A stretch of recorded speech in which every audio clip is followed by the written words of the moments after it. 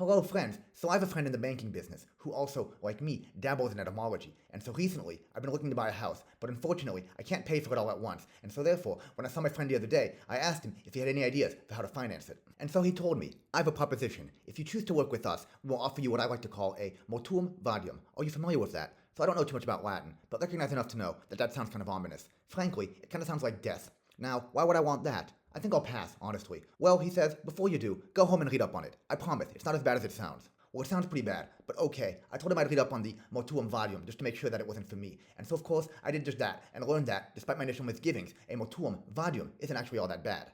As I learned, it does mean death pledge in Latin, but the death that this medieval contract referred to wasn't so much about the death of the individuals pledging, but is more of a metaphorical death, and refers to the death of the deal itself. In this death pledge, as a borrower, I would agree to give up the ownership of the property to the lender if I fail to make the payments on it, in which case the pledge dies, so to speak, and the lender takes possession of the property. And if I am able to make all the payments through, for lack of a better word, amortization, then the pledge also dies, and I'm able to keep my property.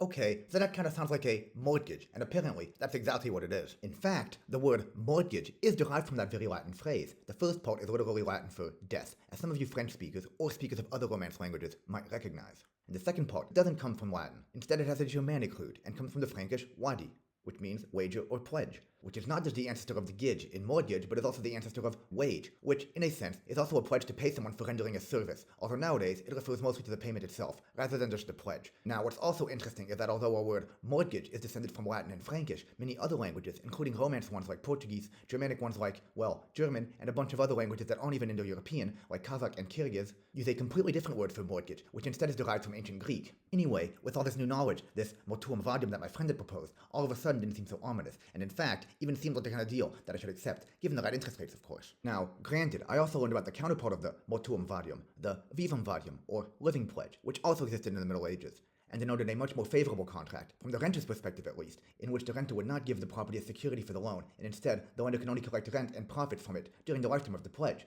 So the profits from the property continuously pay off the debt, hence why the pledge is living. And the lender never gets to actually take ownership of the property. So with this in mind, I offered this Vivum Vadium as a counteroffer the next time we spoke, rather than the Mortuum Vadium my banker friend preferred. Of course, he refused, saying that that's not really how things worked in the real estate business. Oh well, it was worth a try. So instead, for my upcoming real estate purchase, his bank and I will be doing things the normal way, via a Mortuum Vadium, or a mortgage, as I guess it's called nowadays, where we pledge to do business together, quite literally, until the death of our contract. Thanks for watching.